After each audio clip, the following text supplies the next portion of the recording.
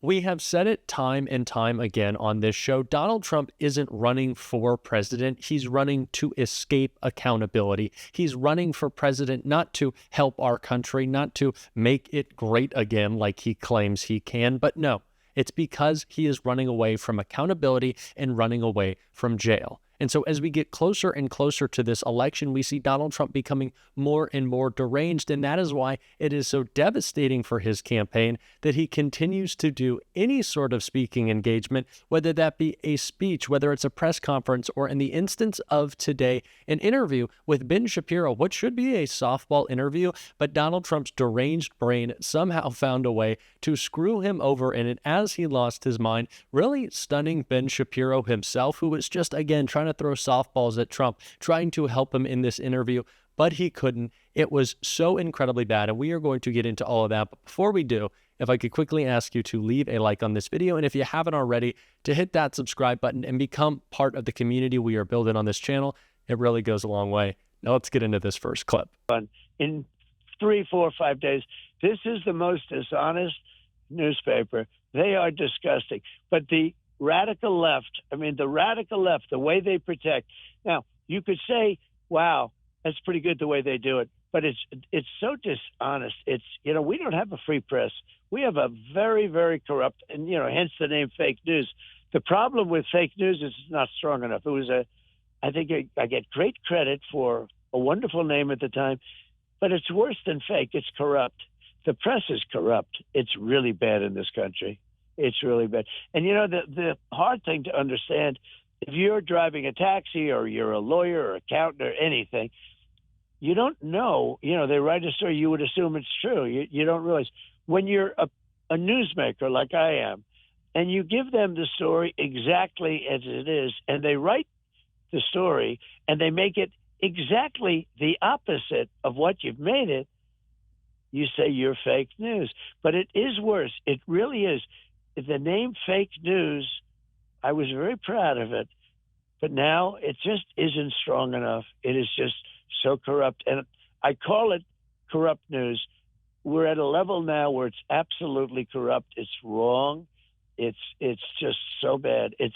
And you don't understand why. I think you can see what I mean by how deranged he has become. Fake news was a wonderful name.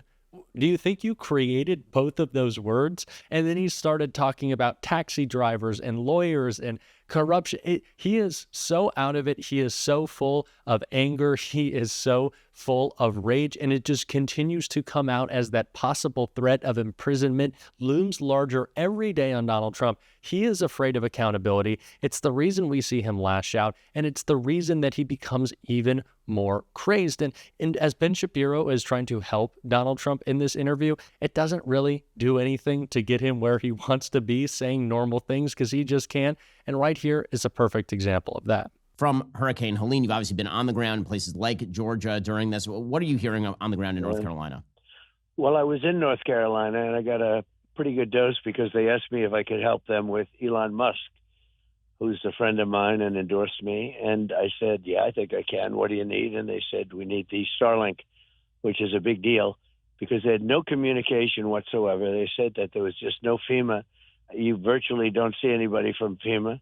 You're seeing a lot of private people going around and helping, but they can't help like FEMA could if they did it right.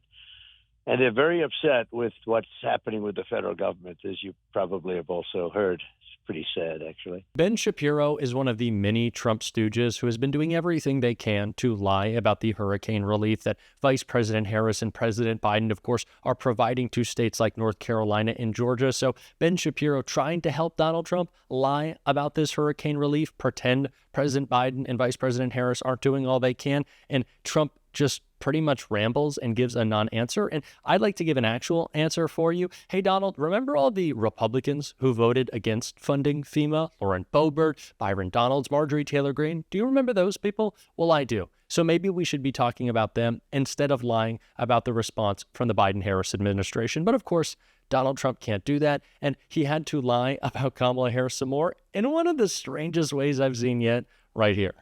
He is so angry at her. And she's trying to distance herself. She doesn't want anything to do with him. And, it was a coup to start off with. Okay. So she's not exactly thrilled with that. But I actually think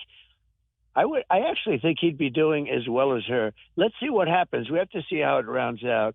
But she had her honeymoon period. Now she's supposed to be doing things that, you're supposed to be doing. And she's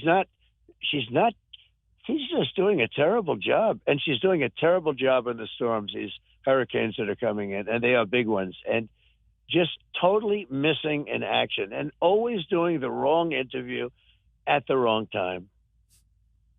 You got to speak like Mr. President, like Ben you mentioned Shapiro. Then you have to speak to Ben Shapiro, not the people that she's speaking to. She's speaking to these people about teddy bears. It's just so bad. It's so sad for our country. Can someone please help explain what he means by doing interviews in which they talk about teddy bears? What is he even trying to say? Kamala Harris did one of the toughest interviews you can last night with 60 Minutes, an interview that Donald Trump dropped out of, and he's accusing her of not doing tough interviews. You're on Ben Shapiro right now. Is that a tough interview for you? You go on Fox and OAN and podcasts. Are you serious right now? And it's only because, as we know and as Trump knows, he can't give a real answer on anything, which is exactly what happened when he was asked about foreign policy. describe what your second-term foreign policy will look like. Yeah, number one, he wouldn't have taken Kyiv because you wouldn't have had a war, and you would have had the country just the way it is. I watched her interview, and it was a terrible interview, and just a terrible, terrible interview that this person can be leading. She's a very low intelligence person, and that she could be leading this country, it's just ridiculous. She's never going to lead the country. Now, other people around her, and they're very bad people, and they're not of our persuasion. They're fascists and Marxists and lots of other things. I can say communists because a lot of people don't understand a Marxist. You know, her father's a Marxist, and this is what it is. And our policy is very simple: peace through strength. We had no wars, and I'm not an isolationist. I helped a lot of countries. I kept countries out of war. We had two countries, smaller countries. I can explain it later, and I can explain who they are when we're together. But they were fighting, and they've been fighting for 1,000 years, and they go back and forth, and they were going to fight again and kill tens of thousands of people. And I said, look, you do that, there's going to be no trade. There's going to be tariffs put on your head.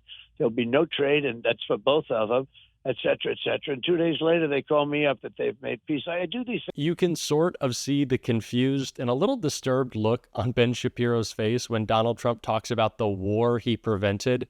Sure, with tariffs, he just sounds confused. And of course, he just kind of wants to go back to the things that he feels comfortable with, just repeating the word tariff over and over and over again and pretending that that is an economic agenda. But of course, it's not. And of course, he's lying, but that is all he ever does. The only time he can tell the truth is when it is damaging to him. And that is exactly what happened when Donald Trump decided to bring up his relationship with Putin, which is getting a lot of coverage right now. But let's take a look at that.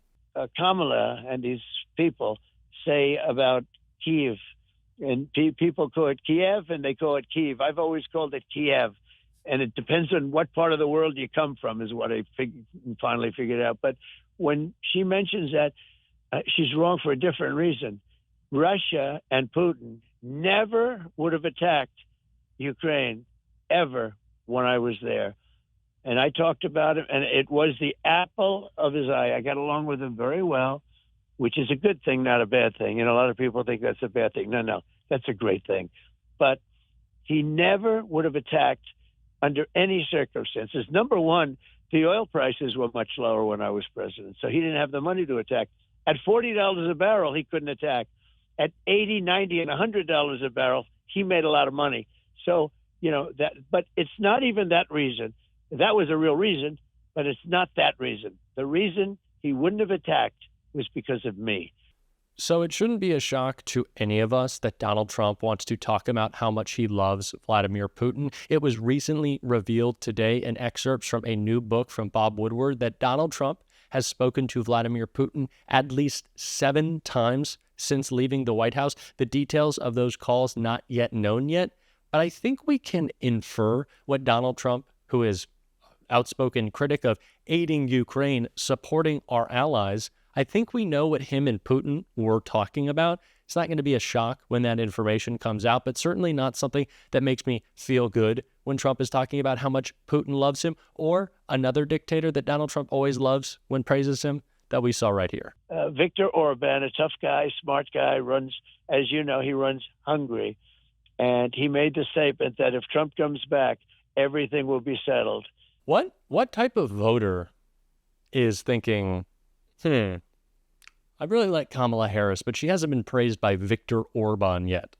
I don't know if I can get there. Why does he think this is a really great talking point for him? I guess it's just the narcissism. I guess he's just so wrapped up in loving his strong men that he looks up to so much because he's so insecure that it's all he can talk about. But we certainly are going to continue to call it out. And if you want to support that, as always, you can hit that subscribe button. You can leave a like on this video. And if you stuck around to the end, you can drop a blue heart in the comments. And until next time, I'll see you soon.